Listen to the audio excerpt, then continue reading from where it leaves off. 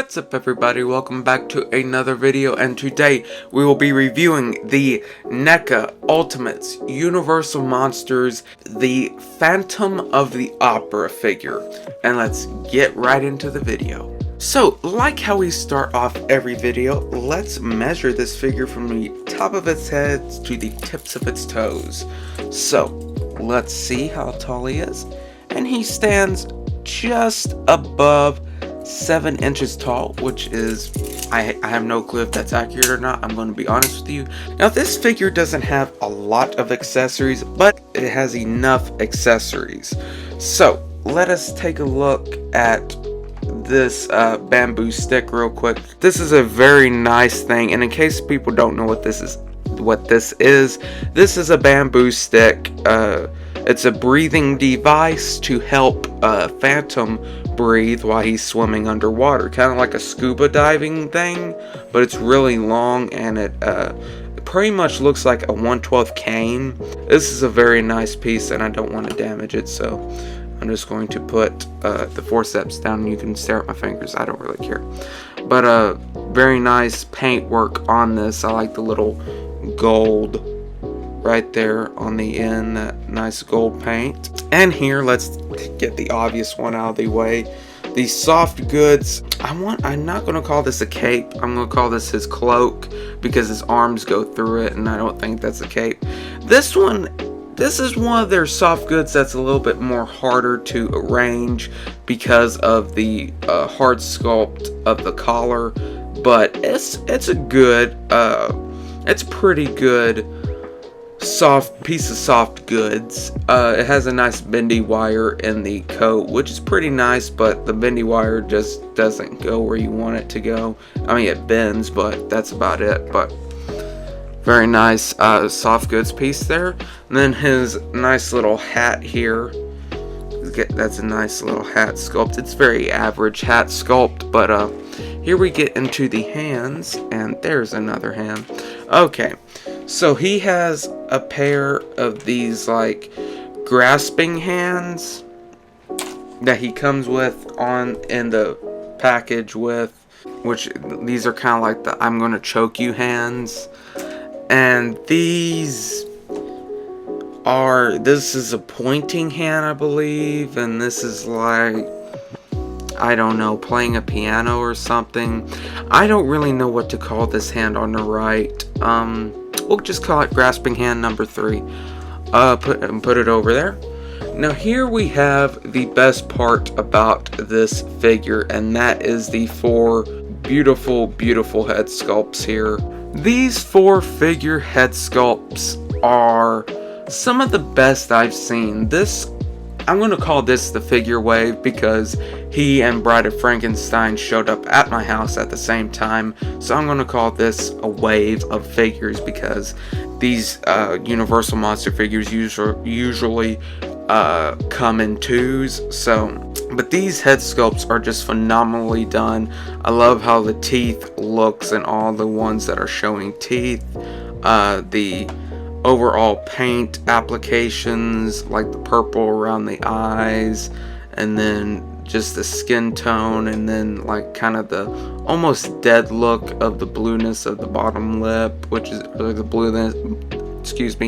blueness of the lips, and just a wonderful sculpts. And I love that they keep putting that gloss in the mouths and the eyes to make it look more realistic. I love that attention to detail. And then here with the disguise head sculpt, that's what I'm going to call it.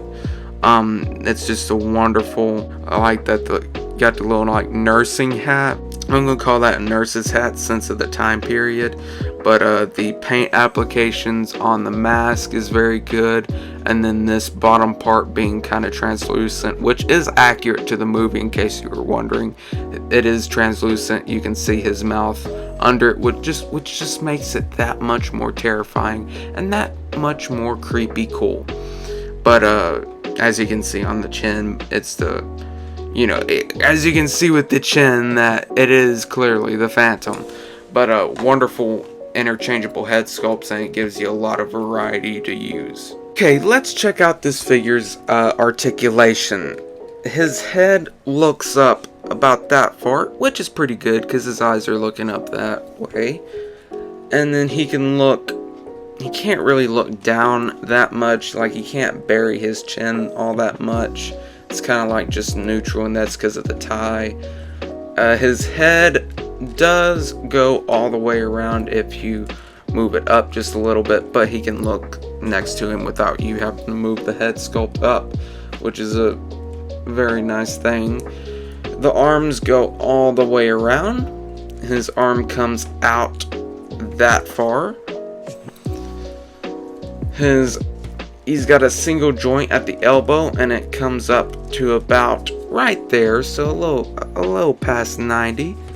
And then he does have a nice little swivel right there. And then his hands do go all the way around, and does have a nice in and out hinge, which articulates surprisingly well considered how deep that hole is in there, but it is just the right amount of room to where you can articulate it fully, which is very nice.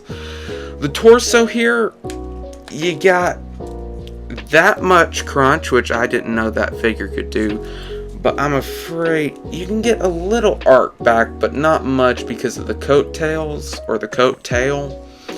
His leg can go out that far. He can kick it back about that far, which is pretty good to have a figure that kicks back, period. His leg can kick out about that far. He is on ball joints, in case you were wondering. And they do have that nice little side swivel thing, that thigh cut. Not side cut, but that thigh cut. And then here at the single jointed knee, you have that much range, so a little bit below 90, and then some nice swivel. Here at the boots, whoa, that was nice, wasn't it? His foot doesn't go up as expected. His foot really doesn't go down all that much. That's as far as it can go down. And he does have full range of rocker, which is just unbelievable. Because you would think that he would have nothing at the feet and he would be not steady foot, but he's pretty good. He stands pretty good, and that's unusual for a kind of high-heeled figure. I mean, obviously if you're just going to like put your hand in front of him and try to push him, he's going to fall over, but that's true with any figure. This head sculpt is just absolutely amazing. To be able to capture somebody is something, but to be able to capture somebody with makeup on their face, that's when you know you're talented, because this looks like Lon Chaney, but at the same time it looks like Lon Chaney as the Phantom, which is what its main purpose is to look like Lon Chaney as the Phantom. But as you can see these like little lines here, which I think is natural to Chaney. But Chaney would do, if you're wondering who I'm talking about, Lon Chaney Sr. He did the original Hunchback of Notre Dame in the 20s, and he did the Phantom of the Opera in the 20s, and a multitude of other things, known as the Man with 1,000 Faces. And he was known to do crazy crap to his face, like he used a wire to pull his nose up so it looked more skeletal, and I think these are like chestnuts in his cheeks to make it look even more skeletal, which is just amazing to his dedication of the parts that he played. He would just do outrageous stuff to make sure that everyone was entertained, and he himself did this. This was all him. This wasn't Jack Pierce. This was him doing his own makeup, which is just absolutely crazy. And to be able to translate it in the best accurate form is amazing. But what NECA did here, as I mentioned before, the coloration of the teeth is amazing. That nice like little yellowish. The purple around the eyes is amazing. I mean, they really brought Lon Chaney back to life in figure form. You got that nice bald spot back there. And it's just a really, really nice looking head sculpt. I mean, probably one of the best that they have done, but they've done a lot of them. Down here at the torso, he has this kind of like vintage tux on, I kind of want to call it, but I don't know what to call it. But as you can see, there's a nice like little, I'm not sure if you call that a wash on the suit, but there's more than just a solid color here. The white is a solid color. That's a nice bright white, and I love all the detail, the wrinkles. It's just amazing in sculpt. The buttons are nice and glossy. You know, it's just a wonderful looking figure. You know, the pants are high up, probably above his belly button, which back then, if you were dressing nice, the pants probably would be by your belly button, you know, because that's just, I don't know why they did it back then, but it looks vintage when you do that. And then the pants are kind of just like normal pants, to be honest. Like, they're pants. It's hard to say great things about average pants, but they do look like old-timey dress pants. And the shoes, as I mentioned, I'm shocked this figure stands as well as he does with that high heel there. But these are wonderful looking old dress shoes, or I guess they would be boots. I'm not sure if they're boots or they're dress shoes. Either way, they're phenomenal looking. And I really, really like how they look. I like that they put glossiness on shoes. That's just a beautiful thing when they do that. Oh, here we have a comparison time. Tell me which one you think is the NECA one. It is really night and day between these two figures. This figure is the Diamond Select Universal Monsters Phantom of the Opera. This is the deluxe version, as you can probably tell, because it doesn't have the mask on his face. I don't have some of the other versions of the Diamond Select figure that I'd like to have, but when NECA's doing their thing, you don't really need them. I mean, I do, because I'm crazy and I want to have these old figures for completion purposes. But on this figure, I don't know why I'm using that anymore. Well, yeah, I will use it. Why not? On this figure, there's kind of like a blue wash on the pants, which I don't really like, because I mean, on camera it looks good because it looks kind of like silverish, but I think they were trying to do what NECA did with the suit here with the pants, and the head sculpts, you know, they're just night and day. I mean, that head sculpt, these two figures, they look like they're look like that they're the same character. You can tell that they're the same character. Just thank goodness for NECA coming along and revising a Universal Monster figure line. I mean, like, right, I want to say a year after I was collecting, they announced that they were doing a Universal Monsters line, with Frankenstein being the first one, and I thought that was just the coolest thing ever.